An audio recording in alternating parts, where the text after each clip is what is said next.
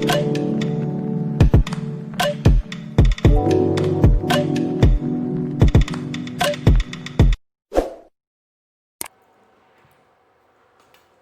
friends on my YouTube channel DJ English Academy. Today I bring the next step or the next point of the topic, how to study a poem, part 3. So here we will study the remaining parts. Those parts will be help you to understand the poem better. So now let's go, we will study it. But before that, I request to all my friends, if you don't have subscribed my channel, so please subscribe it and press the bell icon, so because of that you will get the notifications for upcoming videos, as well as I have given the link for the how to study a poem part 1 and part 2. So both parts, the links I have given in the description. So before going to start the third part, first you have to be study the first part and the second part, then it will be understand to you during the studying of the third part. So friends, let's go to study the third part of this topic. The points which we are going to cover here are setting of the poem, central idea, theme, tone of the poem, mood of the poem, rhyming words and rhyming schemes.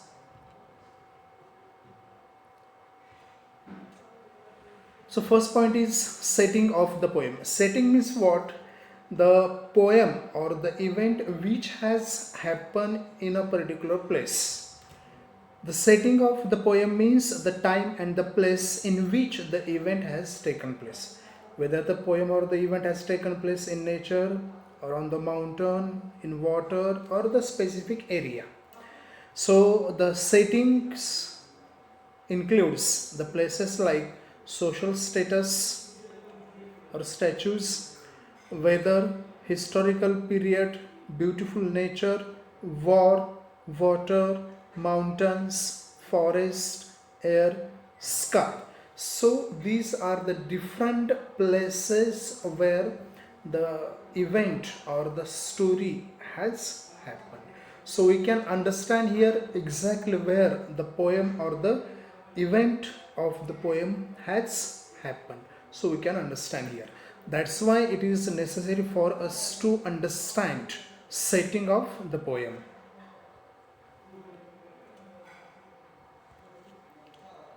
Next point is the central idea. Means what exactly we are going to study from the poem, or what exactly should we understand from the poem.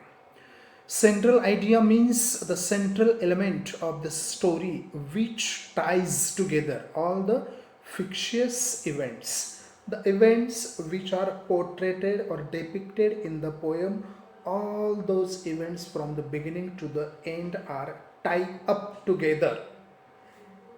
That is called the central idea. The chief point of the narration, so that is called the central idea.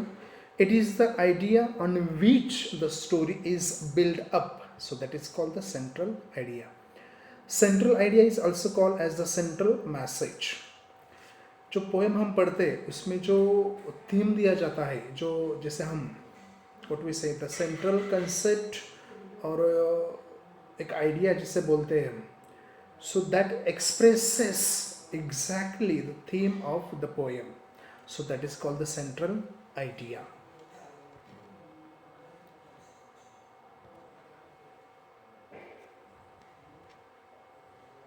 The next is the theme.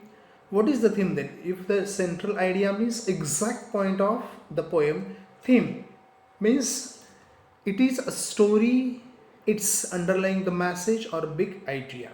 See, the theme in a story is its underlying message. Theme means what the message we are going to learn from there. So that is called the theme. A critical belief about life is conveyed in the writing of a novel, play, short stories or poem. See, the thing on which we trust such kind of the message that tries to give through the theme. So this belief or the idea transcends cultural barriers and it is usually universal in a nature. A theme touches on the human experience regardless of race or the language.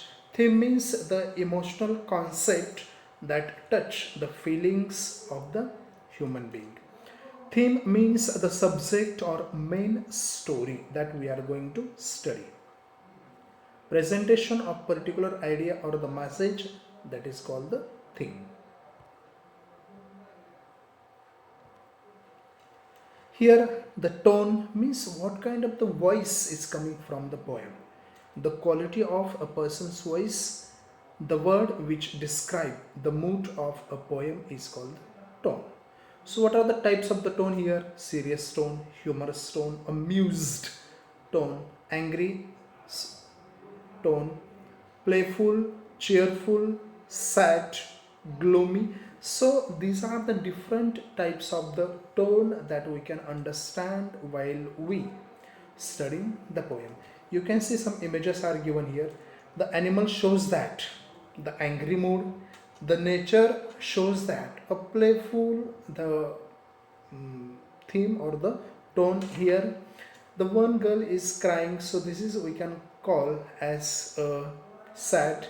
Next one, the smile is given, so this is called the amused or the cheerful, happy. So these are the different tones when we study the poem, so we can understand through the message, through the events, what exactly the tone of the poem is here.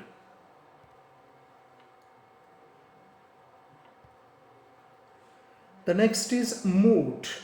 Mood means the feeling or the emotion. What kind of the feeling? Romantic feeling is there, realistic feeling, optimistic or pessimistic, gloomy, mournful, sorrowful. These are the types of the mood that we can be understand. First, the romantic means where the energetic or the love theme is given. Realistic means the real fact has depicted in the poem. Whatever is going on in a real life of the people, so that is called the realistic mood. Optimistic, so this is called the negative attitude. Pessimistic is the positive way or the positive thought of the life. Gloomy or mournful, sorrowful are the negative views. Mournful means unhappy, sad. So these are the different moods that we can be understand through the pictures. The pictures can also depict the feelings or emotions of the human being more than words.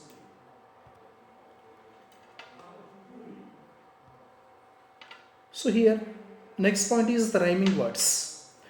So what is exactly rhyming words? Rhyming words are such a words that have the same or the similar ending sound. It means the words which create same sound with a different words.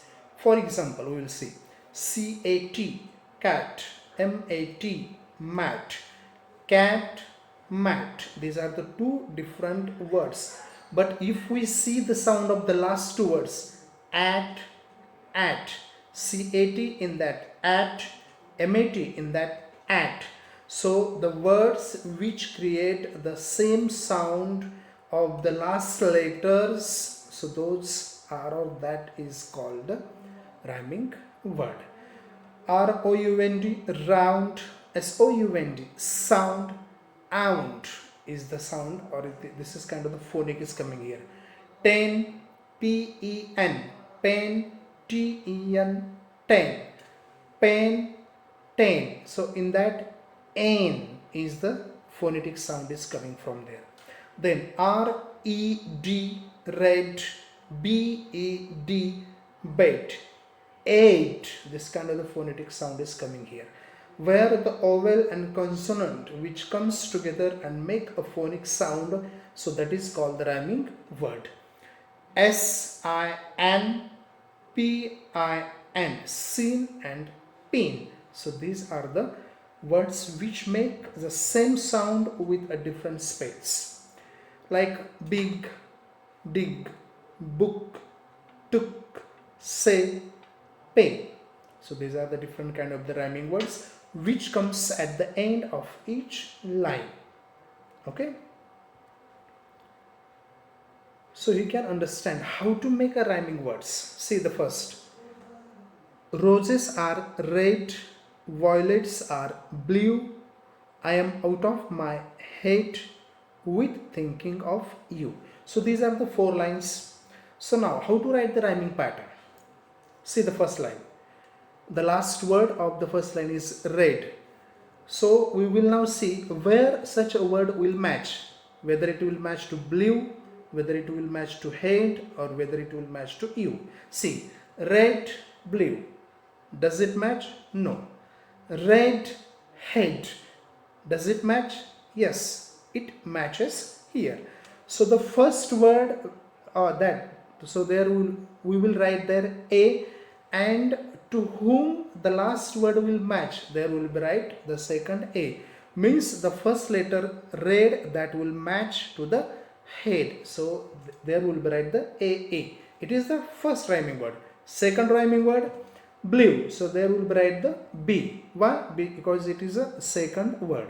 And where it will go to match? It will go to match the u. Blue and you. So the second rhyming word is blue, which matches to you. That's why we will write the B.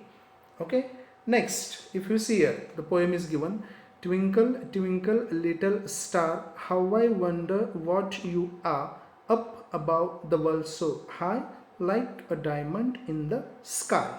Twinkle, twinkle, little star, how I wonder what you are. So in the last word, stars, star, are, high, sky, these words are there. So star matches to are, that is called the a. High, second word, that matches to sky, that is called the b. So like this we can write the rhyming pattern of the words. If we understand the rhyming words, then we can understand the rhyming pattern. How to write the rhyming pattern? Next poem is given here. I do not like green eggs and ham. I do not like them, Sam and I am. I do not like them in a boat. I do not like them in a goat. I do not like them in a house. I do not like them with a mouse. See the ham and am. This the second word am that matches to ham. That's why we can write here a. Second is boat. It matches to goat. So it is the second word. So write there b. Next word is the house. There we'll write the c. And to which word it will be or it matches. So that is the mouse. So this is the system or the way of rhyming the rhyming patterns. I hope now you can understand or you understood how to write the rhyming pattern of the rhyming words. So next is the favorite lines. When we are going to study or after the study, we have to write which is the favorite line. And you have to write here the favorite line and the reason why you like such kind of the line. And if you dislike there, next is like or dislike. It is expected here the line which you like. Then write the reason why. If you don't like, nevertheless you should write the reason why you don't like this. So these are the important favorite line which or what are the favorite lines in the poem that you have to write, and also write the reason why these are the favorite lines as per your view. Then which lines you like, you have to write I like this line because I don't like this line because. So like that you have to write. Already I have given or I have uploaded 2 videos appreciation of the poem. So in that you can be steady how to write the favorite line, how to like or how to express like or dislike about that. Okay. Next is the speaker. So write here about a poet or the writer who is speaking in the poem. Okay. Address to, it means to whom it is written. Listener, reader, or a particular person or a thing to whom the poem or in the poem it is considered. So that is called the address to. In the first part we have studied or we have discussed over such points, but some specific things are necessary. That's why Once again I have mentioned here.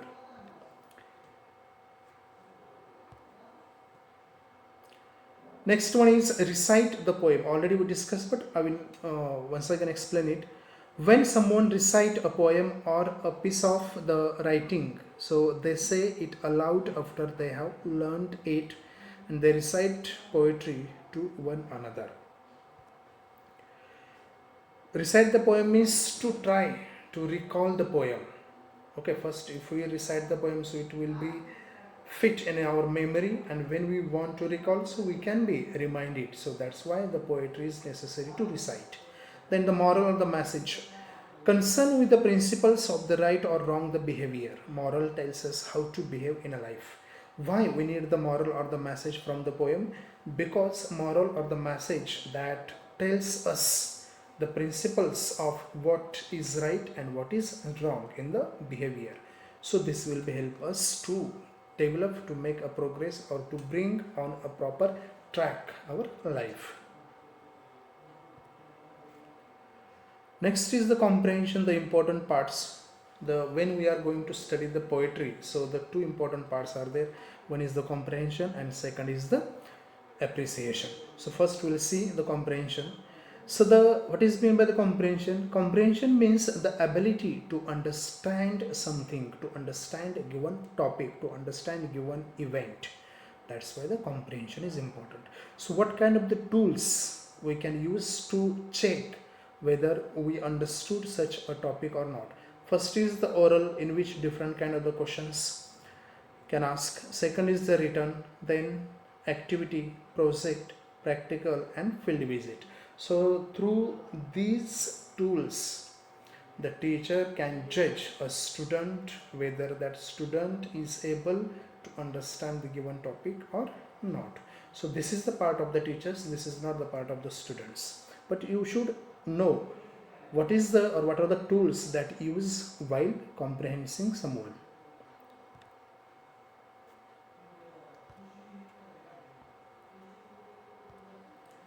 Next event is appreciation of the poem. So the poem is appreciated on the following points. First is the title, poet, rhyming scheme, favorite line, theme or the central idea, figure of speech, special features, and why I like or dislike the poem. So these are the important points which are necessary here. So through this we can understand what exactly the poem is there, and through these two activities, comprehension and appreciation, we can understand the poem better. So thank you so much for watching my video. I hope you understood the rest of the points here, and I hope you, or it is clear for you that how to study the poem. So once again, thank you so much for watching my video. I will come with the last and the last but not the least, the fourth part of this topic, how to study a poem, in which we are going to study all the figures of speech or the poetic devices in detail. That's why I kept separate such a topic there, so where we can be understand what is exactly the poetic devices, how to identify the poetic devices, how to identify the type of the poetic devices. So all these things we will be understand here.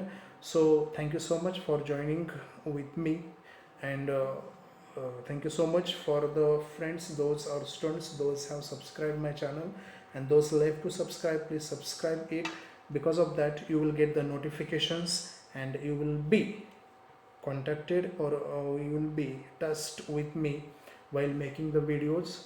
And thank you so much once again, and I will give, or I will mention the link of the part 1 and part 2 of this topic in the description. From there you can be watch the videos, and then you can be understand what are the points we are going to be discuss here. You have to be note down in the notebook, so it will be better to you to understand all the things. Okay, thank you.